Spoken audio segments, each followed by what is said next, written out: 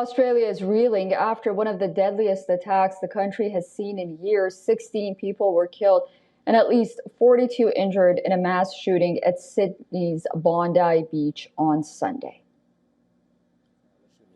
他们手捧鲜花到这里，只为献上一片爱。一对情侣，他们是来时也带来了他们朋友生前最爱的球队的球衣。Families of the victims remain in shock, and across the country, Australians are mourning the dead.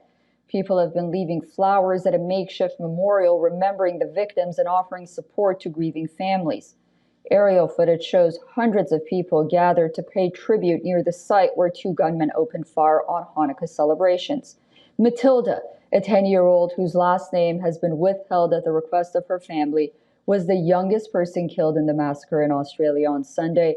Her grandparents and aunt visited the vigil and offered their prayers. Screaming, and after Matilda's mother called me and say Matilda died, and I couldn't even repeat with word at the time. I say what I asked him many times. I was thinking it's bad reception, I don't hear something well, and after what I started screaming, I just started screaming. I couldn't understand, and yeah, like and I need no one want to call mom because they was worried for mom and dad.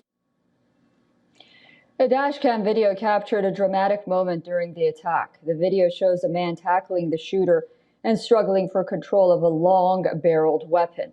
Both men fall behind a silver hatchback before the civilian gains control of the gun and moves away with a woman.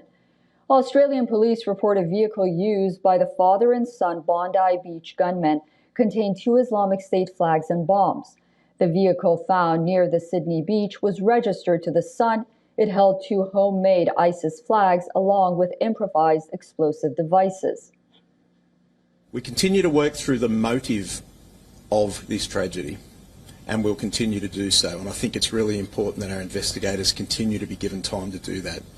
This is a very complex investigation, and important that we do it thoroughly. Now, police officials in India's southern state of Telangana say that one of the 2 gunmen behind Australia's Bondi Beach mass shootings, Sajid Akram, was an Indian citizen who had left the country 27 years ago.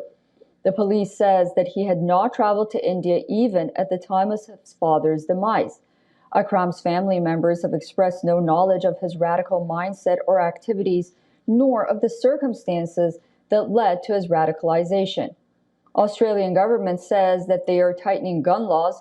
The proposal includes limits on number of firearms a person can own and tighter controls on gun licenses. Yesterday I convened National Cabinet, where National Cabinet again spoke about the scourge of anti-Semitism and the commitment to stamp it out. We also agreed that Premier Minns and Premier Cook, as the incoming chair of the Council of Australian Federation, would work together to strengthen Australia's gun laws. The very nature of our gun laws means that they are only as strong as the weakest link.